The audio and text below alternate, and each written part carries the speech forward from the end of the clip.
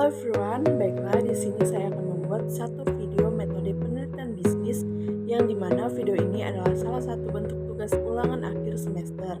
Tapi sebelum itu saya akan memperkenalkan diri.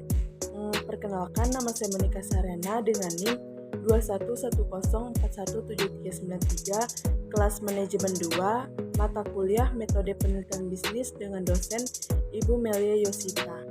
Baiklah, di sini ide penelitian yang digunakan adalah penelitian keuangan. Dan topik dari penelitian ini adalah pengaruh kinerja keuangan terhadap return saham. Dan tempat terjadinya pengaruh kinerja keuangan terhadap return saham ini berada pada Universitas Diponegoro, tepatnya di Kota Semarang, Jawa Tengah. Alasan karena ingin meneliti hal tersebut dikarenakan adanya pengaruh-pengaruh terhadap return saham yang terjadi seperti yang pertama itu ada ekonomi value added berpengaruh terhadap return saham. Yang kedua, aliran kas operasi berpengaruh terhadap return saham. Yang ketiga, laba sisa berpengaruh terhadap return saham. Dan yang keempat, laba berpengaruh terhadap return saham. Selanjutnya, masalah apa sih yang terjadi dalam penelitian ini? Di sini masalahnya adalah seorang investor gagal dalam pembelian saham. Jadi, investor membeli suatu saham dengan harapan akan menerima dividen dan capital gain dengan tingkat keyakinan yang relatif bahwa investasi mereka akan terjamin, walaupun resiko gagal selalu ada dalam setiap investasinya. Selanjutnya, di sini tujuannya itu adalah untuk memaksimumkan nilai dalam perusahaan. Mengapa demikian? Karena kalau tidak dilakukan, tujuan ini bisa menyebabkan konflik antara pemilik perusahaan dengan kreditur. Jika perusahaan menikmati laba yang besar, nilai pasar saham atau dana pemilik akan meningkat, sementara nilai hutang perusahaan atau dana kreditur tidak berpengaruh. Selanjutnya metode. Di sini peneliti menggunakan metode kuantitatif, yang dimana metode yang dipakai adalah metode purposive sampling atau yang biasa digunakan untuk penelitian kuantitatif. Dan selanjutnya sumber data. Untuk sumber data, di sini dipilih menggunakan purposive sampling method dan terdapat 26 perusahaan manufaktur yang terdaftar di Bursa Efek Indonesia dari tahun 2008 sampai 2011 yang menjadi sampel penelitian.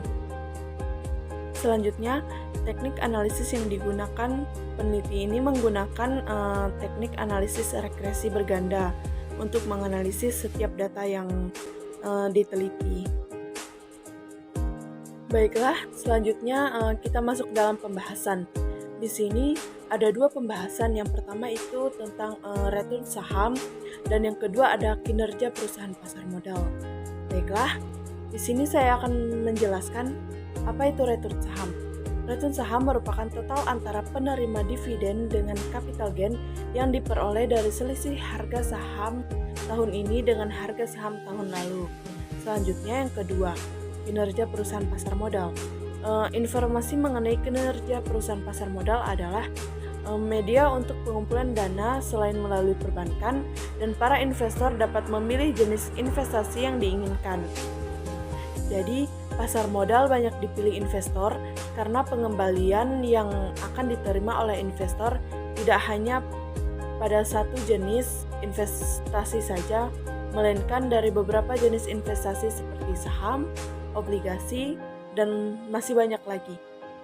Menurut Yogi Yanto 2003, dalam Kartini dan Hermawan tahun 2007, return merupakan hasil dari investasi yang dapat berupa return realisasi dan return ekspresi. Baiklah, untuk yang pertama itu ada return realisasi. Return realisasi itu merupakan return yang telah terjadi dan telah dihitung berdasarkan data hipotesis. Return realisasi sangat penting karena merupakan salah satu alat pengukur perusahaan. Return realisasi ini juga dapat digunakan dalam penentuan return ekspektasi dan resiko di masa yang akan datang. Selanjutnya yang kedua itu ada return ekspektasi. Return ekspektasi adalah return yang diharapkan akan diterima oleh investor di masa yang akan datang.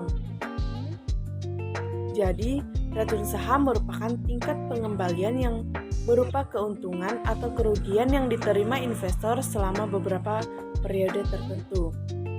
Dan selanjutnya, return saham ini dapat dibagi menjadi dua. Yang pertama itu ada dividen, dan yang kedua itu ada capital gain. Baiklah, saya akan menjelaskan apa itu dividen. Dividen merupakan bagian laba perusahaan yang diterima investor, baik berupa uang tunai, saham, ataupun properti lainnya. Selanjutnya, capital gain. Capital gain itu merupakan selisih antara harga pembeli dengan harga jual. Itu menurut Ross tahun 2002 dalam Pardono dan Karistiawan tahun 2004. Mungkin sekian presentasi dari saya. Jika ada kata-kata yang kurang tepat atau kurang berkenan, saya mohon maaf. Sekian dari saya ucapkan terima kasih.